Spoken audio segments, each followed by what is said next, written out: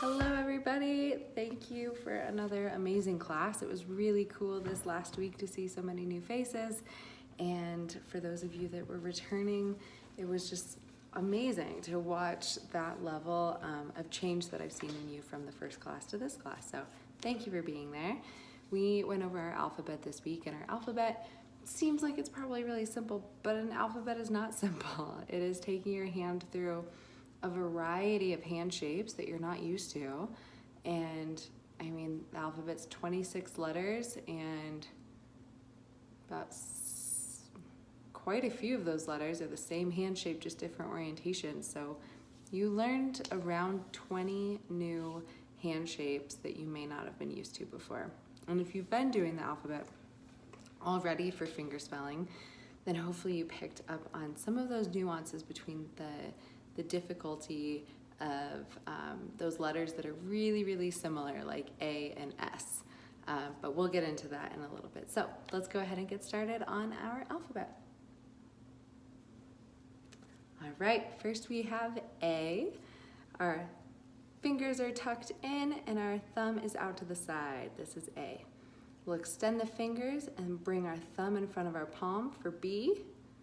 Turn your whole hand into a C for C. Put your forefinger up to the sky like an antenna and touch your middle finger to your thumb. That's D. If you look at it, it should look like a little doghouse a dog can go into. D. E, you're gonna crunch your whole hand together. That's E. F is right here. I've described this as picking up a fly and then it flying away. This is F.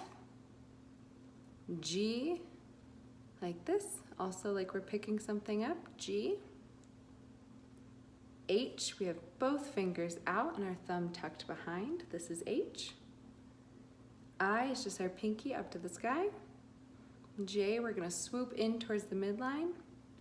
K, we're gonna make like a 2 sign and then drop that middle finger forward and put our thumb in between. K. L, looks just like an L, thank goodness. M, we put 3 fingers over our thumb. N, we do 2 fingers over our thumb. O, just like C, but it's closed, like that. Here's our O. P is a K, but down, like that. P, little person walking. Q is a G, but down, Q. R, we're gonna wrap our fingers like bunny rabbit ears that are twisted, R. S, we bring our thumb in front, so it's an A, but with the thumb tucked in front. This is S. T, our thumb is between our middle finger and our forefinger. U, just like an H, but now our palm orientation is forward. Fingers up, U. V, we separate. W, we just add a 3rd finger.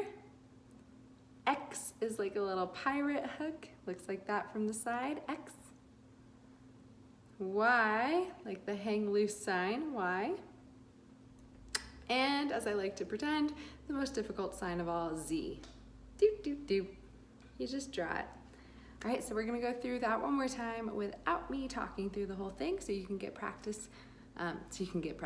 So you can practice with me pretty quickly. Here we go.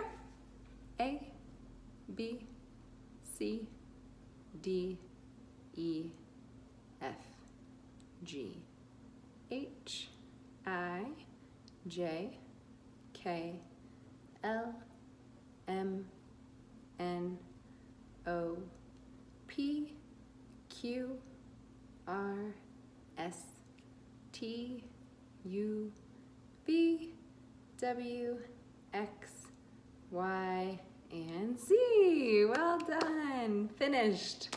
That was amazing, you got through it, well done.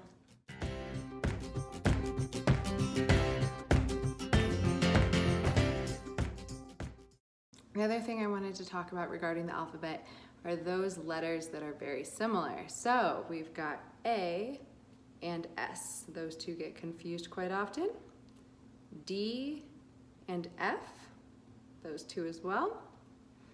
H, and U, G and Q, K and P, C and O, M and N, and I think those might be all of the ones that kind of get confused.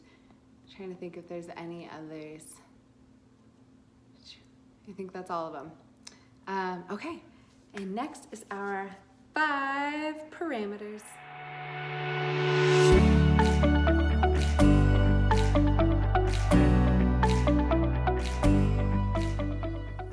All right, so we have our 5 parameters in sign language, and this is what helps us know what one sign is compared to another sign. So our 5 parameters, we have hand shape. I wanted to go in a different order in my brain. Could you see that? All right, first we're gonna start with our hand shape. So that is the hand making a shape. And now you know all of these shapes. These are letters, but they're also hand shapes. So you're using a different movement through your hands to present a shape. Which brings us to number 2, movement.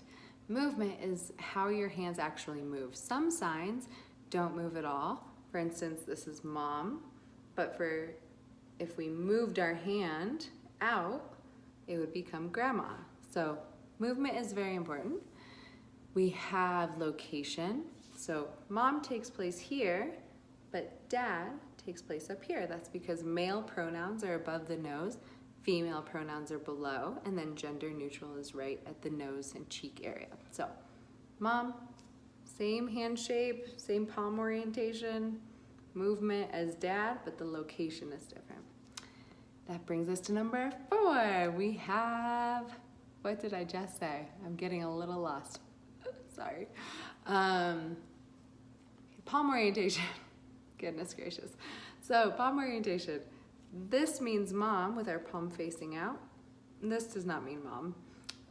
This is a V, but this is 2. So all of our numbers from 1 to 5, and there's a whole thing there, but 1 to 5 are going to be palm facing towards us. So 1, 2, 3, 4, 5. What is up with my arm right now? Do you guys see this?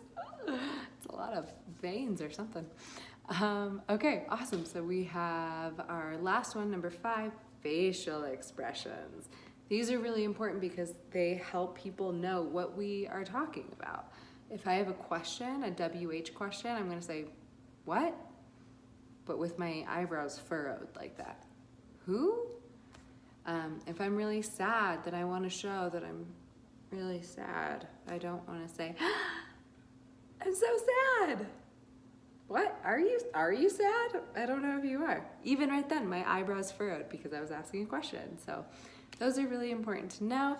Again, our 5 parameters. I'm not sure what order I went in, but first we have our hand shape. Then we have our movement, location, palm orientation, and facial expressions. Sorry, that one was a little messy for me today, but I hope that you learned them. We will continue to move on with numbers in class on Tuesday, as well as fingerspelling and being expressive and receptive. So make sure you're practicing. You can do this.